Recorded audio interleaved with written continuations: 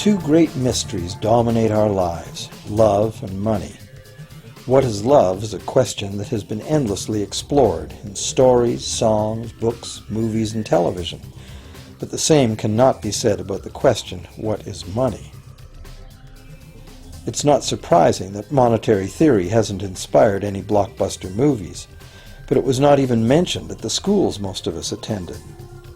For most of us, the question, where does money come from, brings to mind a picture of the mint printing bills and stamping coins. Money, most of us believe, is created by the government. It's true, but only to a point. Those metal and paper symbols of value we usually think of as money are indeed produced by an agency of the federal government called the Mint. But the vast majority of money is not created by the Mint. It is created in huge amounts every day by private corporations known as banks. Most of us believe that banks lend out money that has been entrusted to them by depositors. Easy to picture, but not the truth.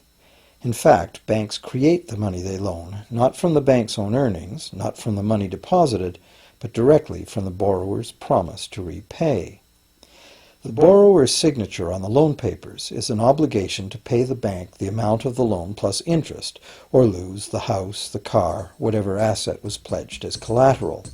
That's a big commitment from the borrower. What does the same signature require of the bank? The bank gets to conjure into existence the amount of the loan and just write it into the borrower's account. Sound far-fetched? Surely that can't be true. But it is.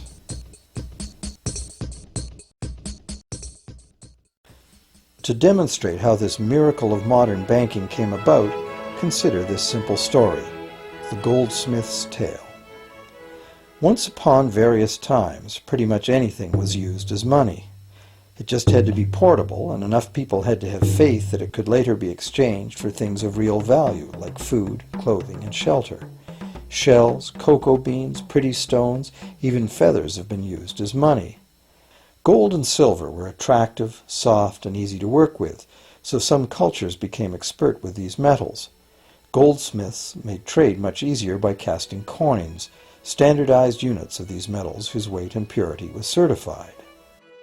Well, to protect his gold, the goldsmith needed a vault, and soon his fellow townsmen were knocking on his door, wanting to rent space to safeguard their own coins and valuables. Before long, the goldsmith was renting every shelf in the vault and earning a small income from his vault rental business.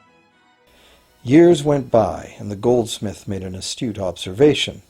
Depositors rarely came in to remove their actual physical gold, and they never all came in at once. That was because the claim checks the goldsmith had written as receipts for the gold were being traded in the marketplace as if they were the gold itself. This paper money was far more convenient than heavy coins, and amounts could simply be written instead of laboriously counted one by one for each transaction. Meanwhile, the goldsmith had another business. He lent out his gold, charging interest.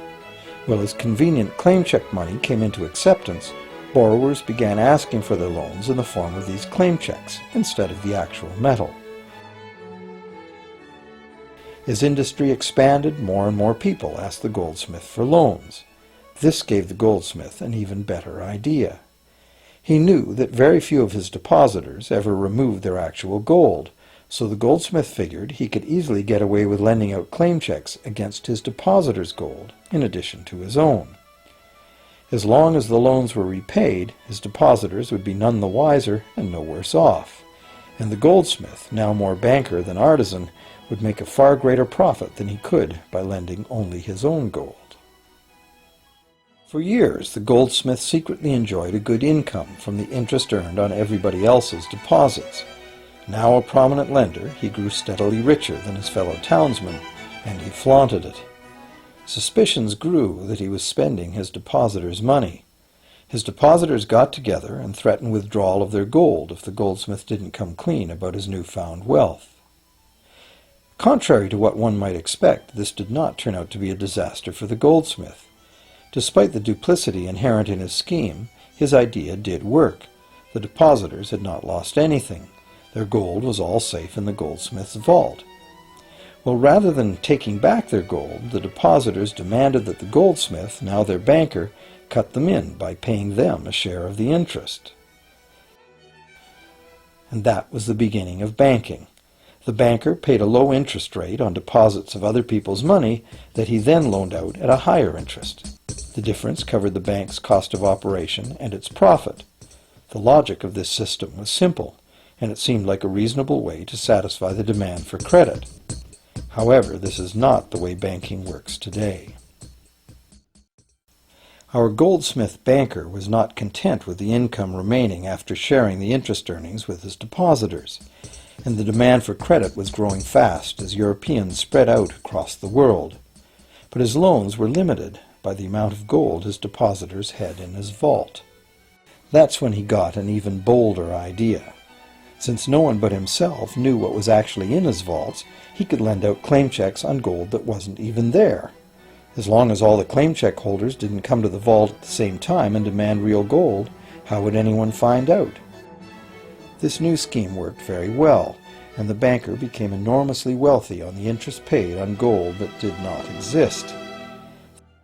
The idea that the banker would just create money out of nothing was too outrageous to believe, so for a long time the thought did not occur to people.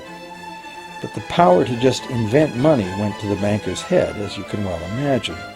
In time, the magnitude of the banker's loans and his ostentatious wealth did trigger suspicions once again. Some borrowers started to demand real gold instead of paper representations. Rumors spread. Suddenly, several wealthy depositors showed up to remove their gold. The game was up. A sea of claim check holders flooded the street outside the closed doors of the bank. Alas, the banker did not have enough gold and silver to redeem all the paper he had put into their hands. This is called a run on the bank, and it is what every banker dreads. This phenomenon of a run on the bank ruined individual banks and, not surprisingly, damaged public confidence in all bankers. It would have been straightforward to outlaw the practice of creating money from nothing. But the large volumes of credit the bankers were offering had become essential to the success of European commercial expansion, so instead the practice was legalized and regulated. Bankers agreed to abide by limits on the amount of fictional loan money that could be lent out.